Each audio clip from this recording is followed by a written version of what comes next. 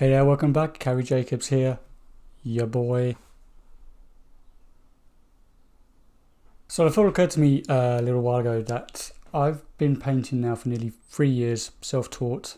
So I thought it'd be a good idea to go over sort of my earlier paintings, to kind of see where I've come from and the progress I've made over those 3 years and where I'm at now. Maybe we'll learn something from it. Who knows? Probably not, but it's going to be fun anyway. If nothing else, it's going to be a little journey down memory lane for me. Will it be fun for you? Will it be interesting and informative and inspiring for you?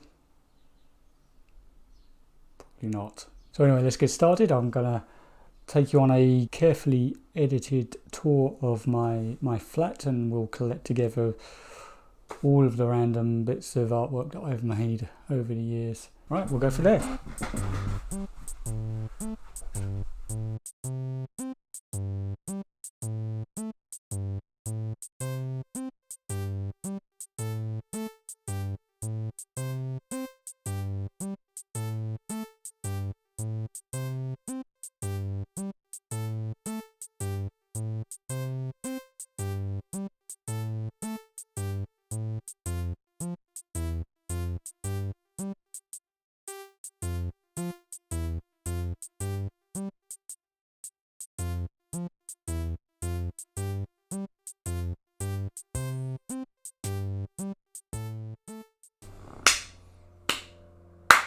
Syncing audio.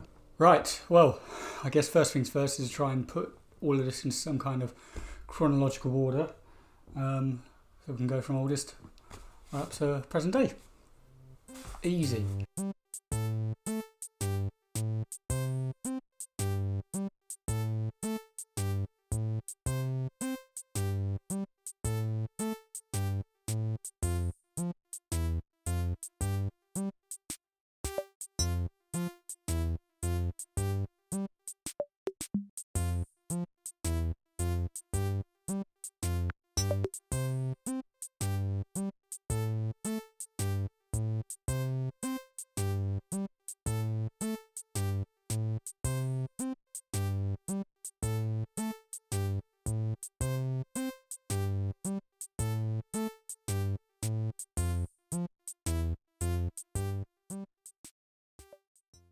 Right, so I guess we need to start from the start. Like I said before, I'm not a trained artist.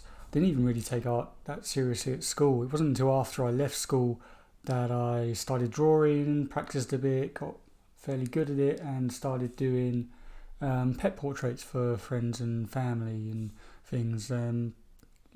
Made little bits of money here and there doing that. I had vague interests of making it something that I could potentially make a living from at some time in the future, but didn't really focus too heavily on it. Kind of petered out after a while. Fast forward a few years on from that, I decided to sort of have another go at this whole artist thing. But the problem with the pet portraits was that there was no creativity involved. It's just take a reference image, try and make something that's as close to it as possible. So I knew if I was going to do this long term, I would need something that kept me motivated, kept me inspired creatively, and I'd always been interested in space and science and sci-fi, all that kind of stuff. So I figured that would be a good place to go to find my inspiration. But I also wanted to use the experience that I'd already had with animal art, drawing animals. So I just mashed the two together, and that resulted in this. My first attempt. This was an image that I'd had in my head, and kind of just drove the whole animals in space kind of imagery that I was going for. I mean, in terms of a painting, like for a start, it's on paper. I don't even know what kind of paper this is, but it's not particular. No. I mean, it hasn't curled too much, so it can't be that bad. But you see, I've not really I've kept it very flat and cartoonish, not really stressing the medium too much. And you can see that sort of the animals in space theme was something that I was kind of going quite heavily for. So the reason I decided to start painting rather than carrying on with pencils and oil pastels, which is what I'd always used for my drawings previously, was that I had an image very early on in my head of the look that I was going for. I wanted like kind of nice soft lighting effects and to get that cool kind of glowing stuff that you have happening in space art, and you just can't do that with pencils. And I've tried to achieve it in these early paintings here. I mean, I think I did this mostly with oil pastels. This is acrylic paint and it's not really worked there. Here again, I think was a mix of paint and oil pastels. And then I moved on to my first attempts at what I would call full-on space art, trying to achieve that kind of glowing and shining effect from the star there. Here, you can see it's all very, very grainy, and I clearly just didn't know enough about the medium, didn't have enough experience with the medium to really get the most out of it.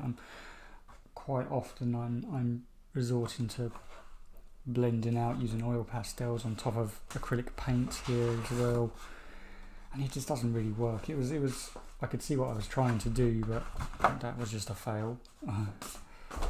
Here was one of the better attempts. This is actually almost entirely done in pastel, and that came out quite well. But I remember that took absolutely ages. It was painstaking making this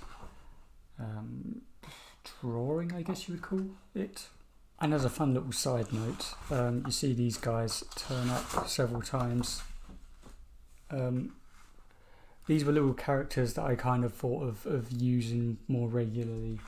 I had a friend who gave them names at one point. So this is Keith the giraffe, because it rhymes.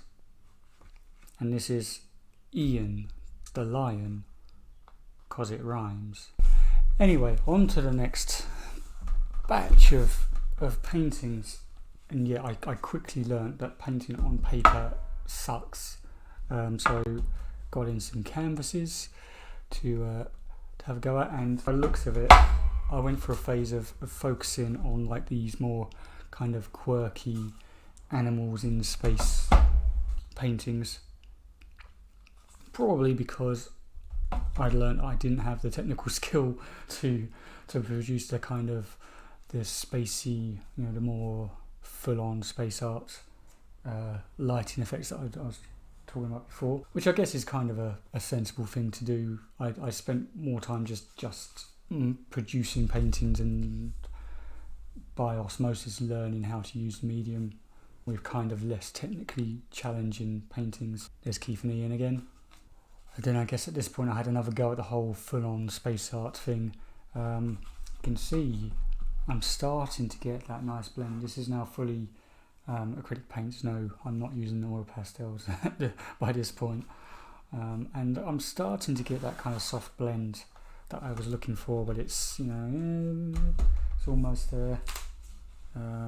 Here, this is still one of my favourites, and an image that I come back to quite frequently. You probably have seen a few times when you paint this sort of scene. I do love that scene. And then here, you can see we're really starting to kind of work out how to make this happen, but it's still very grainy. It's not particularly smooth, but I can see each one just progressively getting better. Right, next batch of paintings, and have you noticed I'm progressively painting on larger canvases? I don't know, there's some kind of Freudian logic there. Right, I'm continuing with the full space art theme here, but you can still see the same problems. This blend out is just very grainy and it's not really achieved very well. I tried to do some sort of artificial lighting on the dark side of the planet here, and it didn't work particularly well. What I'm seeing from this entire process is that this is all sort of just baby steps towards sort of one final goal, which I haven't quite reached yet, but still making those baby steps. And here, yes, we're starting to see some real nice soft blends now, and I think the application of the paint is just getting smoother, and it's just a nicer finish to the painting in general. I think I also started using a different brand of paints at this point as well, more artist grade paints basically, which may have something to do with that. One thing I'm noticing looking back through these is I go through very distinct phases where I'll do a load of just pure space art, followed by animals mixed with space, then go do another phase of full space art. I didn't really noticed it before, but now I've gone back to sort of animals in space, or not necessarily in space, but animals and space themed stuff. And one thing I'm also noticing is that I seem to finish paintings earlier in the past. It's not to say I painted quicker, it's to say that I called a painting good and finished before I would now. If I was painting this, for example, now I can see that just like the detail up here is just that needs filling out, and like, yeah, I've got a basic kind of sense of the shading, and like the hair around here is kind of implied, but it's, you could put a hell of a lot more detail into this and it would end up a lot nicer as a finished piece. So that's something I've definitely developed over the years, is learning how much more you can get from a painting by just spending that bit of extra time on it. And now by this point I'm really starting to get some nice cool glowy effects, the lighting on the clouds there, the auroras there.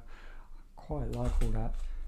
The figure's a bit wooden there, but hey. And then at this point I decided to go back to the first painting I ever did, back to Keith and Ian on the moon, having a picnic on the moon, but I still kept it in that same kind of cartoony style. So here, just as a quick comparison, we've got the first painting, and then this, my whatever number painting this is, if you're counting, let me know.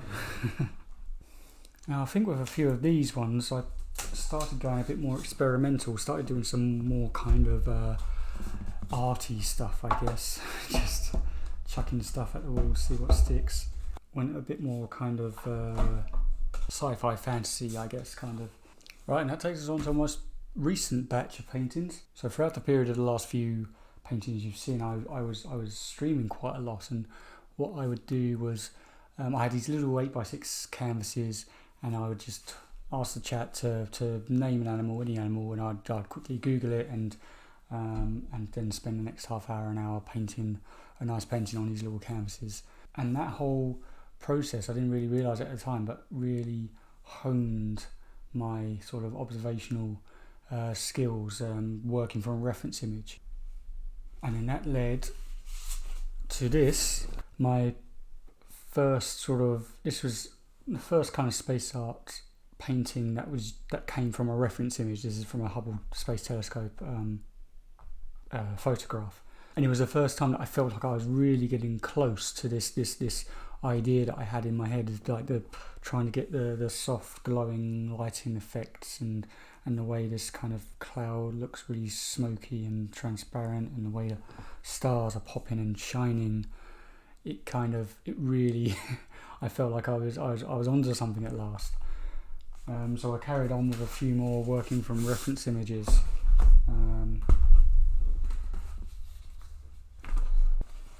And a few imaginary ones as well. This takes us up to basically the end of last year, where I kind of hit a wall with it. You know, I'm still working full-time, still have a full-time job, and all of this, you know, trying to get an art career off the ground. Not just that, but I was running an Etsy store, I was designing t-shirts to try and sell, I was making occasional YouTube videos and streaming on Twitch, and all these other little avenues I was exploring. It was all being done in my spare time, and it just burned me out so much. So I took a break from it. I've had to take a break from that every so often in the past, and I was expecting to be away for about a month before, you know, coming into the new year all fully recharged. It ended up being more like 3 or 4 months. Then just suddenly had a wave of inspiration to get back into it again. I finished off this painting, which I'd kind of started and left at that time when I just walked away from it. Suddenly loads of ideas started popping into my head, little projects I want to get stuck into. I want to dive right into my YouTube channel now. I'm started get like the beginnings of a real nice community going, and I want to nurture that. So I want to start posting more regularly and just bring you guys along on this little journey that I'm on, and hopefully we can see it through to fruition. And if you're still watching, then obviously that sounds pretty interesting to you, so make sure you subscribe to keep up to date with what I'm up to. And just to bring us right up to date, here's the painting that I made in my last video. So yeah, that's about it. So guys, I hope you enjoyed this little dive into getting to know me a little better. It's a slightly different style of video, but I do want to occasionally just take a step away from the easel and just have a chat with you guys and just talk about whatever's on my mind. I don't know. Most likely it will be a voiceover with a time lapse playing in the background or something like that. But if you like the idea of that, then make sure to give this video a thumbs up so I know that. But for now, that's all I've got time for. So until next time. Cheerio. Funky boy, it doesn't even matter what. It's the way you